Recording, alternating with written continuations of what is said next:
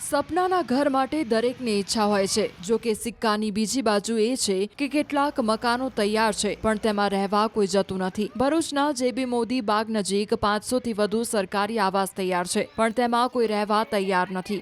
દાયકા ઉપરાંતથી તૈયાર પડેલા આવાસ લાભાર્થીઓને ફાળવવામાં આવ્યા છે। સંપૂર્ણ પેમેન્ટ ન થવાથી અને અન્ય ટેકનિકલ કારણોસર લાભાર્થીઓએ પોઝિશન લીધું નથી। આજે સ્થિતિ એ છે કે લાખોના ખર્ચે તૈયાર સરકારી આવાસ જર્જરિત બન્યા છે। રખરખાવના અભાવે ઘણા મકાનો તો હવે રહેવા લાયક પણ રહ્યા નથી। સ્થિતિ એવી છે કે તૈયાર મકાનો ઊભા છે પરંતુ તેમાં ગંદકીના ઢગલા છે તો વળી જે મકાનોમાં લાભાર્થીઓ રહે છે ત્યાં પણ પાણી ટપકવાની અને ગંદકીની સમસ્યા છે। આ મામલે ભરૂચ પાલિકાના શાસક અને વિપક્ષ બંને મૌન ધારણ કરી બેઠા છે। પાલિકાના શાસકો સરકારી આવાસની દુર્દશા બાબતે કંઈ કહેવા તૈયાર નથી। હવે આ સ્થિતિમાં સરકારી યોજના ખંડેર બનશે કે લાભાર્થી સુધી લાભ પહોંચશે તે જોવું રહ્યું।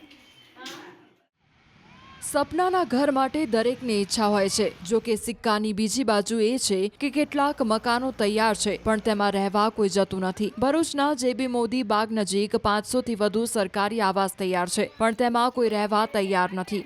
દાયકા ઉપરાંતથી તૈયાર પડેલા આવાસ લાભાર્થીઓને ફાળવવામાં આવ્યા છે। સંપૂર્ણ પેમેન્ટ ન થવાથી અને અન્ય ટેકનિકલ કારણોસર લાભાર્થીઓએ પોઝિશન લીધું નથી। આજે સ્થિતિ એ છે કે લાખોના ખર્ચે તૈયાર સરકારી આવાસ જર્જરિત બન્યા છે। રખરખાવના અભાવે ઘણા મકાનો તો હવે રહેવા લાયક પણ રહ્યા નથી। સ્થિતિ એવી છે કે તૈયાર મકાનો ઊભા છે પરંતુ તેમાં ગંદકીના ઢગલા છે તો વળી જે મકાનોમાં લાભાર્થીઓ રહે છે ત્યાં પણ પાણી ટપકવાની અને ગંદકીની સમસ્યા છે। આ મામલે ભરૂચ પાલિકાના શાસક અને વિપક્ષ બંને મૌન ધારણ કરી બેઠા છે। પાલિકાના શાસકો સરકારી આવાસની દુર્દશા બાબતે કંઈ કહેવા તૈયાર નથી। હવે આ સ્થિતિમાં સરકારી યોજના ખંડેર બનશે કે લાભાર્થી સુધી લાભ પહોંચશે તે જોવું રહ્યું।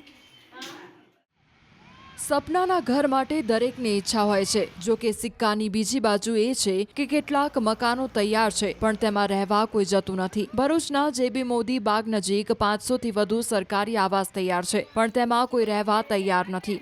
દાયકા ઉપરાંતથી તૈયાર પડેલા આવાસ લાભાર્થીઓને ફાળવવામાં આવ્યા છે। સંપૂર્ણ પેમેન્ટ ન થવાથી અને અન્ય ટેકનિકલ કારણોસર લાભાર્થીઓએ પોઝિશન લીધું નથી। આજે સ્થિતિ એ છે કે લાખોના ખર્ચે તૈયાર સરકારી આવાસ જર્જરિત બન્યા છે।